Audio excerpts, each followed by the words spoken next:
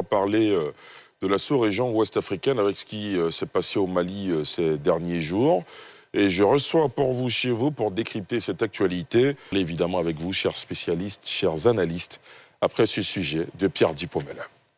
La situation est maîtrisée et sous contrôle. C'est en substance ce qui ressort de l'adresse du chef de l'État malien qui appelle la population à l'union et à la sérénité après les attaques qui ont plongé le pays dans l'incertitude. Les Maliens tentent de se remettre de ce choc après une reprise progressive des activités dans la capitale Bamako.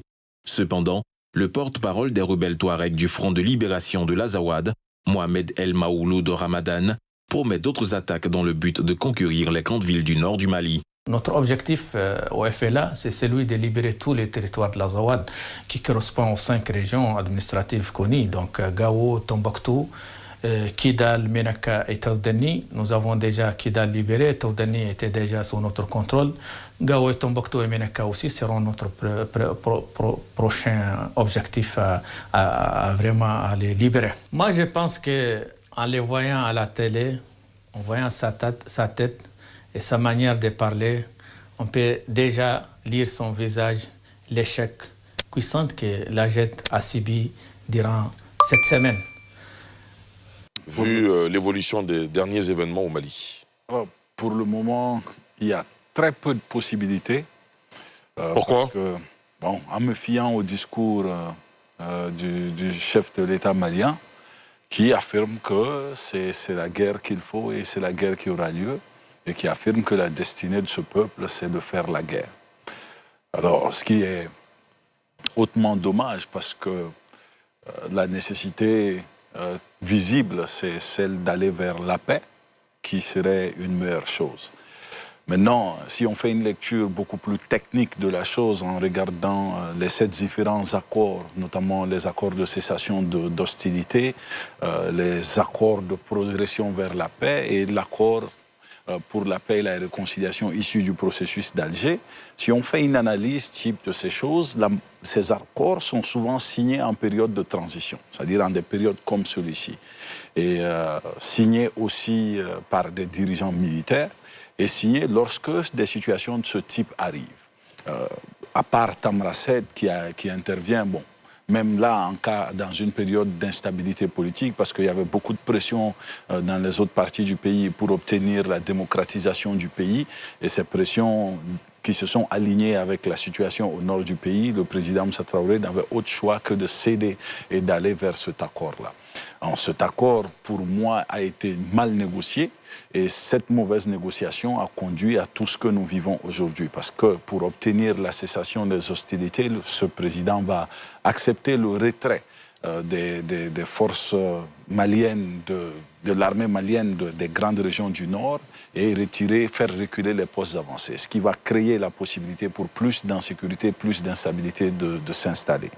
Ensuite, un peu plus tard, au début des années 2000, et même pendant la transition du président Amadou Toumani Touré, lui, il va commencer les prémices de ce qui deviendra plus tard le pacte intermalien, et le pacte d'entente nationale plutôt. Ce pacte d'entente nationale, quand même dans lequel il y a une forme beaucoup plus diplomatique, une approche beaucoup plus diplomatique. Par exemple, la reconnaissance du nom Azawad, mais comme terroir, pas comme république, par l'État malien, et aussi des décisions beaucoup plus politiques vis-à-vis de la gestion de la ressource humaine au point de vue administratif des régions concernées.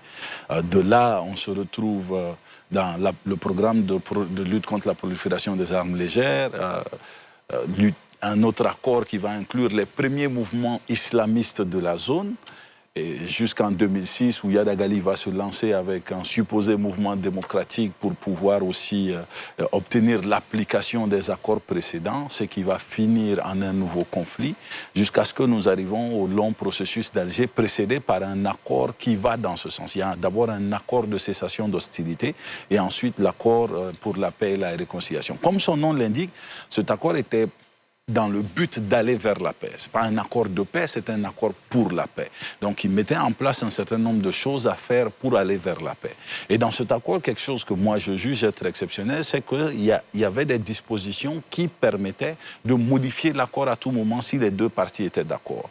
Donc avec cette possibilité, je me dis que Bamako aurait dû réfléchir quand même à comment maintenir les discussions pour éviter ce que nous constatons aujourd'hui, c'est-à-dire que le FLA se crée parce qu'il a été créé à la suite de cela et que cet FLA aussi se retrouve à composer comme allié du JNIM.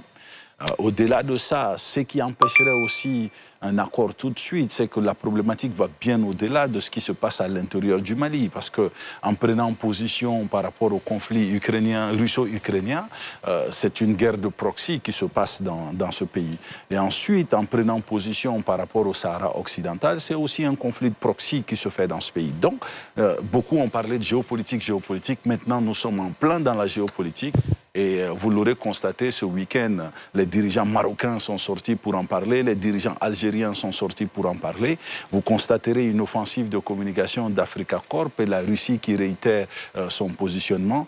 Ce n'est plus un simple problème malien, ce problème est en train de s'élargir et de prendre le monde et il va être compliqué à gérer. Et justement, avant de vous faire réagir, Idrissa Keïta, le président de l'Algérie a donné une interview fleuve cette semaine. Il a évoqué la situation au Mali. Je vous propose de l'écouter. Nous sommes désolés de ce qui se passe au Mali. Ce n'était pas de la prophétie, mais on savait que les choses allaient se gâter parce que le Mali est entré dans une phase qui ne pouvait mener qu'à la déstabilisation. Et ça, je l'ai dit il y a 2 ans. La voie de la raison, c'est de se retourner vers son peuple, de discuter avec son peuple, d'essayer, même si la prise de pouvoir n'est pas constitutionnelle, mais on peut la constitutionnaliser, on peut revenir. Et nous sommes là pour aider. L'Algérie ne s'est jamais immiscée, ne s'immiscera jamais dans les affaires intérieures du Mali ou d'autres pays. Idrissa Keïta, en écoutant le président algérien, quel est, selon vous, de votre analyse, le chemin le plus court vers la paix au Mali? Le chemin le plus court vers la paix, pour moi, ça pourrait être le dialogue. Mais quand j'écoute le discours et du président de la transition malienne qu'on annonçait pour mort, et le président de l'Algérie, on peut dialoguer, mais tout dépend de comment le Mali s'y est pris. En 34 ans, de 1991 jusqu'à janvier 2024, le Mali a eu près de 7 accords pour la paix. Dans un autre accord d'Alger au temps d'Amadou Toumani Touré. À l'époque, on ne parlait pas d'Iag Alali ou d'Amadou Koufa, mais on parlait d'un certain Bahanga. Et même au niveau du Mali, peut-être que ce n'est pas bruyant, mais une partie de l'opinion pense qu'il faudrait discuter. Mais vous savez, une semaine après l'assassinat du général Sadio, le deuil, la frustration du moment à chaud, c'est clair que beaucoup sont dans la dynamique de la guerre. Ensuite, il faut que le Mali même repense sa façon de voir les choses. Bien avant cette transition, la crise était déjà là. Et là, moi, j'interpelle, si vous voulez, le monsieur paix du Mali, qui est l'ancien Premier ministre Issoufou Maïga. Je l'interpelle pas pour le journaliste que je suis pour faire de l'arrogance, c'est un père. Mais de 2019 à maintenant, du dialogue national inclusif au dialogue intermalien, jusqu'à maintenant la création de l'Observatoire pour la paix qu'il dirige, il a été impliqué au devant de tout. Mais qu'est-ce qui a été comme problème qu'il faudrait revoir? Tout d'abord, ces assises où il faut se retrouver entre Maliens, des autorités, des officiels l'ont dit, ce sont des frères égarés, ils doivent nous rejoindre. Mais chaque fois qu'il fallait tenir les assises, beaucoup disaient, mais les mouvements armés ne doivent pas s'asseoir entre nous. Il y a eu des tueries. Il faut la justice, il faut qu'ils soient jugés. Donc déjà, ils n'ont pas pu avoir accès au chapitre. Ça encore, ce n'est pas un souci pour moi. Mais quand on fait ces assises sans eux, et que dans les recommandations toujours, il apparaît 2 choses. Négocier avec les mouvements armés et dissoudre les milices. À chaque fois, ces points-là sont revenus. À chaque fois, ces points-là sont revenus. Je me dis donc que le Mali devrait revoir ce sur quoi il faut tomber d'accord pour aller de l'avant. Et je vais encore plus loin. Cette fois, je remets un peu en cause quelque chose. C'est en 2013, l'accord préliminaire de Ouagadougou, une époque où c'était Blaise Compaoré, alors président du Burkina, qui menait la diplomatie sous-régionale. Qu'est-ce qui était écrit là-bas? À travers l'accord de Ouagadougou, dont le médiateur était Feu Tcheblin Dramé, ancien ministre des Affaires étrangères, c'est avec ça qu'on a pu avoir les élections qui ont porté IBK, Ibrahim Boubacar Keïta, Feu, au pouvoir. Mais ces accords disaient que quoi? Le président qui venait devait maintenir le dialogue avec les rebelles et la situation était très apaisée. Le nord du Mali, auquel se limitait le conflit, était vraiment dans les rangs. Mais une fois qu'il est venu aux affaires, lui aussi, il a dit qu'il a sa façon de voir les choses et il avait décidé d'aller avec le Maroc. Mais c'est finalement l'Algérie qui s'est interférée et on s'est mis avec l'Algérie. Et finalement, vous avez vu comment ça s'est passé. Il a été débordé, c'est allé dans tous les sens. Finalement, des alliés même à lui ont pris les rues et on a abouti à ce coup d'État où finalement les autorités qui sont là ont carrément dissous. Et puis, dernier point, l'accord d'Alger, le plus dernier, le plus récent. À sa signature, il y a un point qui a bloqué beaucoup de choses, qui l'a rendu caduque. Lequel? Ce point-là, c'était ce qui a été appelé la régionalisation. Les régions pouvaient avoir leur autonomie, c'est-à-dire l'exécutif local régional pouvait décider du recrutement dans l'armée, de la gestion administrative et de tout ce qui suit. Et cela a été vu comme une façon d'insérer, si vous voulez, un pain béni pour la rébellion, pour Kidal et environ, qui voulaient se détacher du pays. Donc, je pense que, au regard de tous ces points que j'ai cités, les problèmes sont connus, les blocages ont été affichés.